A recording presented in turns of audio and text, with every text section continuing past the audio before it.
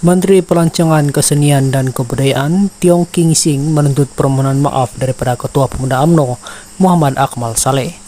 Ini selepas Akmal menggesa Perdana Menteri Anwar Ibrahim untuk mengambil tindakan terhadap Tiong yang dituduh menyalahgunakan kedudukannya dengan melanggar protokol keselamatan di lapangan terbang antarabangsa Kuala Lumpur pada hari Kamis. Jika dia mendapat menjadi seorang ahli politik yang baik untuk membantu negara, saya sangat menghargainya. Tetapi jika dia tidak tahu cara menjadi seorang ahli politik, tolong cakap merepek, kata Tiong. Jelasnya antara ciri seorang ahli politik yang baik adalah yang dapat menjaga ekonomi negara. Jika tidak tahu keseluruhan cerita tentang apa yang sedang berlaku, jangan hanya mengikuti media sosial. Saya patut menuntut supaya dia meminta maaf kepada saya, beritahu dia itu, katanya kepada Malaysia Kini semalam.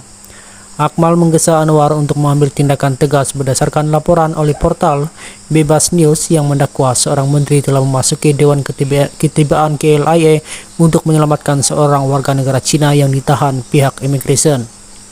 Seharusnya dilucutkan jawatan sebagai menteri, kata Akmal pada hantaran di media sosial.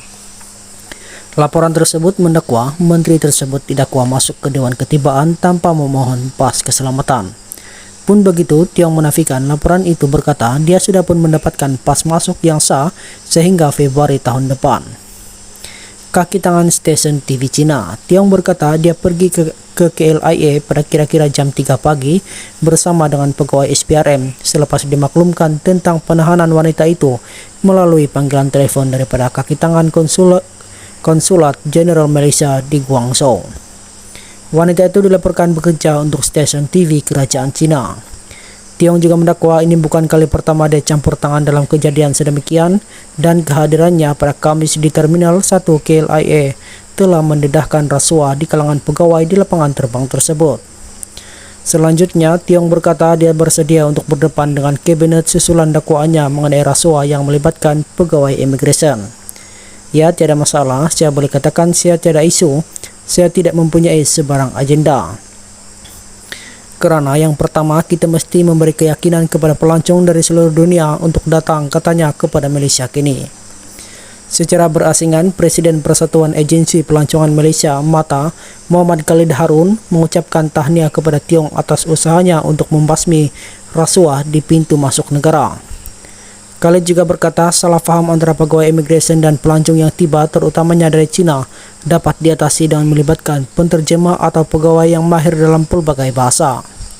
Sebagai pemain industri pelancongan negara, MATA tidak boleh menerima alasan yang mana komunikasi sebagai masalah yang timbul di antara pelancong dari Cina dan pegawai imigresen seperti yang dilaporkan. MATA berkata tidak wajar komunikasi menjadi batu penghalang bagi pertumbuhan ekonomi negara dalam industri pelancongan. Industri pelancongan negara mempunyai banyak saingan dengan negara-negara jiran yang memudah cara pelancong asing untuk melancong ke negara mereka. Jika ini masih tidak diatasi, MATA percaya pelancong akan lari ke negara lain dan ini sudah tentu merugikan pendapatan negara dan pemain industri pelancongan negara yang baru keluar dari kemulut wabak COVID-19, katanya.